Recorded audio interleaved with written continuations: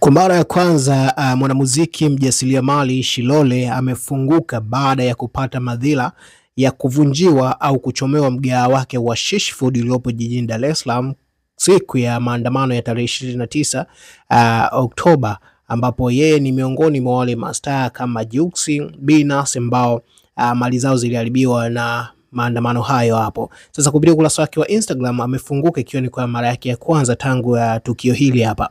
Aliandika kwamba ujumbe wangu kwa taifa. Salamu, kwanza nitoe pole za dhati kwa wote waliofikwa na msiba, majeraha au hasara kutokana na vurugu zilizotokea. Kurudishiana maumivu si utu wala si msingi wa taifa letu. Tofauti za kisiasa hazitufanyi tuache kuwa jamii moja, kwani kabla ya itikadi sisi ni binadamu na ni Watanzania. Mimi ni mhanga wa fujo hizo na ni ofisi yangu imechomwa na mali zangu zimeteketea. Wapo wanaoonekana kufurahia wakidai nilistahili kwa sababu ya msimamo wangu wa kisiasa, lakini ukweli ni huu: sijawahi kumtukana mtu, sijawahi kumdhuru mtu, nimekuwa muumini tu wa siasa ninayoamini kupitia chama changu cha CCM. Lakini je, wale wasio na chama walioumizwa, nani anawatetea? Hili linaonyesha wazi kuwa fujo hazitofautishi bali ni uharibifu usio na mantiki.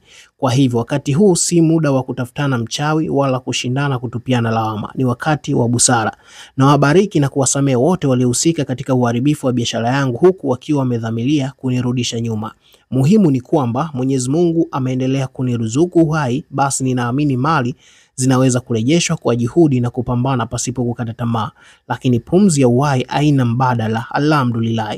Naiombea nchi yangu, namwombea rais wangu Mama Samia pamoja na serikali yake katika kuendeleza awamu ya 6 katika kipindi chake cha pili, kwani nina imani kuwa huu ni wakati wa kuimarisha umoja na upendo kwa taifa letu.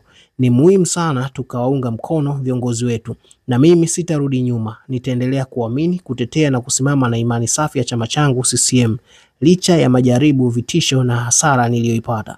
Ninashauri tusimamie katika nguzo ya hekima, maridhiano, uvumilivu na utatuzi wa hoja bila fujo. Kwa walionijulia hali baada ya kuzushiwa kifo, poleni kwa namna mlivyojisikia baada ya habari zile. Asanteni kwa kujali. Mali zilizopotea ni hasara kubwa sana na nimeumia, ila haziwezi kuwa na thamani kuliko uzima huu Mungu alionipa. Alhamdulillah. Tuchague amani, tuchague umoja, tuchague busara. Mungu ibariki Tanzania. Alimaliza hivyo Shilole na kuweka video clip ambayo inaonyesha namna ambavyo mgahawa wake wa Shish Food umeungua. Mimi ni Travis Chao.